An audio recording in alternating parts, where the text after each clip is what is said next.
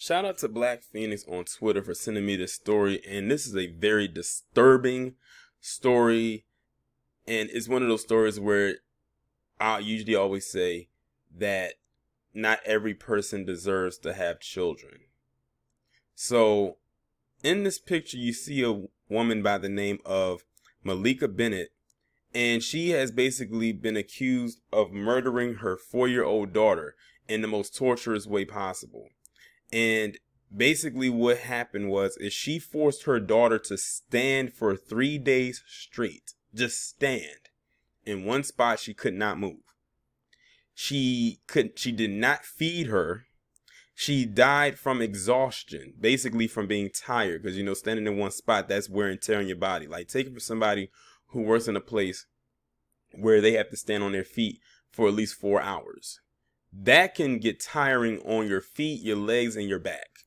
She had her daughter, who was 4, stand for 3 days, 3 straight days, 72 hours or more. And the little girl ended up dying from exhaustion. But that's not all. She put her body into trash bags and then buried her in the backyard. So let me go ahead and get into this. A mom made her 4-year-old daughter stand for 3 days straight until she died, then stuffed her body in a trash bag and buried it in her yard. Majelic Young was last seen alive in August or September 2020, but her remains were only discovered last month on her mother's property in Charlotte, North Carolina, leading to her mother, Malika Bennett's arrest. So she killed her daughter last year, almost a year ago, and they just now found the daughter's remains in the backyard last month. Bennett, age 31, was charged on May 22nd with first-degree murder, felony child abuse inflicting physical injury, and felony concealing a death, the Charlotte Observer reported. Newly released court records allege that Majelic collapsed from exhaustion and hurt her head after being forced to stand for 3 days. When she stopped breathing, her mother allegedly stuffed her body into trash bags and stored it in her car until the smell of decomposition became overwhelming. She then allegedly dug a hole in her backyard and buried her daughter in the ground, where she remained until police, acting on a tip, came looking for Majelic in late May. Just days later, police made a second arrest charging Majelic's grandmother, 53-year-old Tammy Moffitt, with concealing a death and accessory after the fact.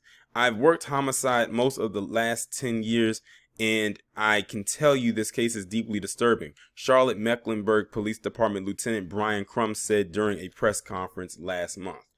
I had to pause in the middle of my reading and bring up this picture because this is a mother-daughter duo right here. This, of course, on the right, the left is the daughter who did the murdering, and that is her mother who did the concealing. So they literally came together to basically get rid of a daughter and a granddaughter. According to arrest warrants cited by WSOC, police officers responded to Bennett's home on Brayton Drive, where she lived with at least 8 children, for a welfare check on May 21st after a Child Protective Services caseworker called 911 asking police to find Majelic. The caller reportedly told the police that family members had not seen the 4-year-old since August of 2020. Detectives interviewed a man who reportedly told them that Bennett had informed him that Majelic was dead, but that she did not report on her death because the child had injuries on her body and she was afraid she would get in trouble. So, and that was going to be my next thing that I had assumed before I read that statement, that sentence, that I bet you that this girl had visible marks on her body, maybe like bruising of something, signs of abuse. And that's probably why they buried her, to hide those marks, and killed her altogether because of that welfare check. These two right here ain't shit, especially that one on the left. According to the documents, Bennett had a history of child abuse complaints involving her and her children, including 3 pending misdemeanor child abuse charges stemming from February 2020. When police interviewed Bennett, she allegedly told that when she dropped Majelic off with another relative in August and had not seen her since. The warrant alleged that an interview with Majelic's 13-year-old sister revealed that one day in August or September, the toddler was being punished by Bennett and was forced to stand in the laundry room without being allowed to sit down or leave. After 3 days of standing, during which time she defecated in her pants, the 4-year-old grew so weak that she fell out the back door of the room and struck her head on the ground. After the collapse, her sister said that Majelic had trouble breathing and died the same day. Bennett allegedly attempted CPR on the child but could not do it.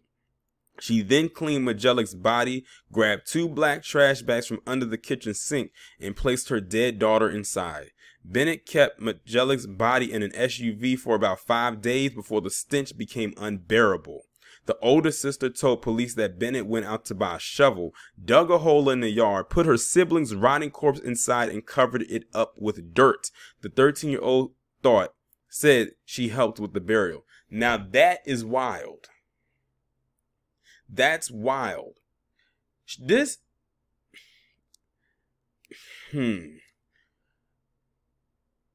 walking piece of shit that you see on your screen to the left actually made her 13-year-old daughter help bury her sister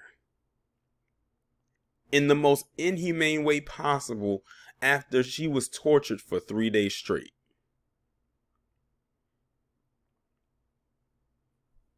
When police acting on tips searched Bennett's property on May 21st, they uncovered Majelic's body in the yard. The girl reportedly was covered in bruises, had black eyes, and serious injuries. They searched Bennett's home and the SUV and were said to have found evidence of human remains, seized a shovel, and a cell phone. I hate doing stories like these. I hate when people torture their children like that. This reminds me of the story I did of the little girl who was made to stand with no clothes on holding cans of soup for long periods of time. And then, of course, you know that Cynthia Baker chick ended up killing her along with that sperm donor they called a dad. And here you have this chick right here who did unspeakable torture to her own daughter, and her trash mama aided in it. And then brought the 13-year-old sister into it to help bury her, and the girl probably didn't even know what she was doing. That's going to be trauma on her sister, to know that her younger sister was tortured for that period of time, and that she was made to help bury her.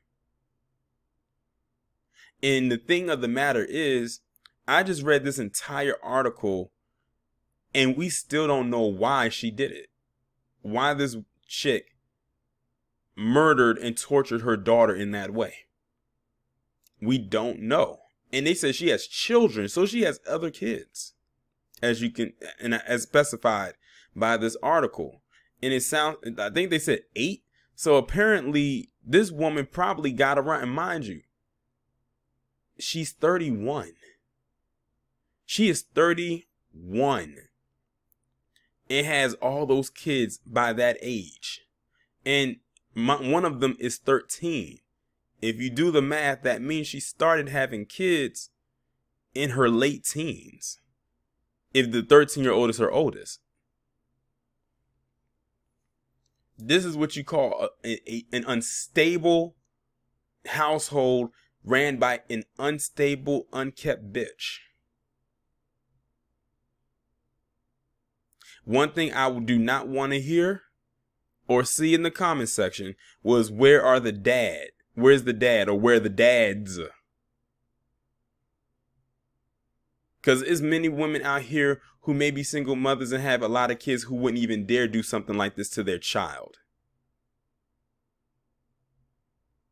Let's just call it what it is. This chick right here does not need kids, and it's sad, because now where are her kids going to end up? Because she's going to most likely go to jail for the rest of her life. Her mother's about to go to jail with her. So who's going to be around? Who's going to take care of the kids? This just shows to me right here, this woman was very out there and unresponsible with what was between her legs. That's what that tells me more than anything.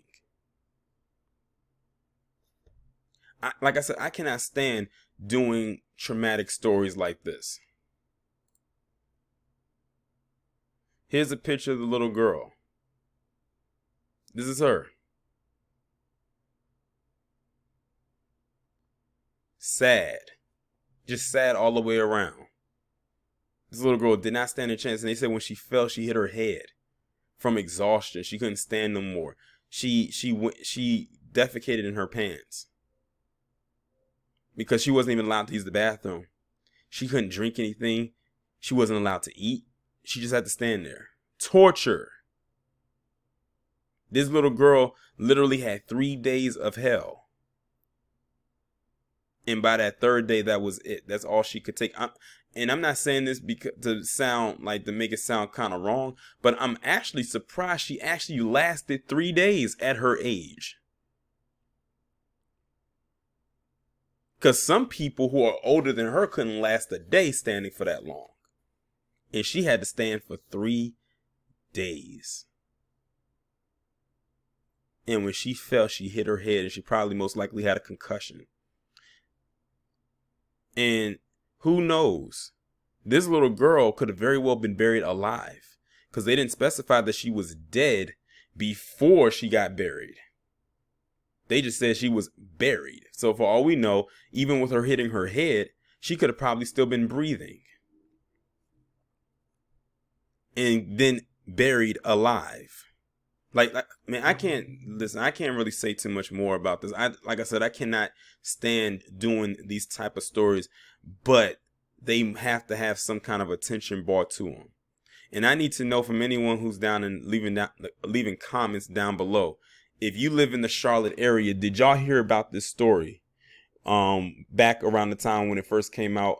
And are you aware of this story right now that has been updated? I offer my condolence. Well, R.I.P. to the girl, because I can't even say to her loved ones because her loved ones helped do this. Her own grandmother helped or aided in this. But I hope that her sister gets the help that she's going to need, because she's going to need it. She's traumatized for the rest of her life. Imagine you being made to bury your own sister. And not in the traditional sense like a funeral, but because your mother tortured her to death. And your grandmother helped and aided alongside it and then brought her into the mix. It's sad all the way around.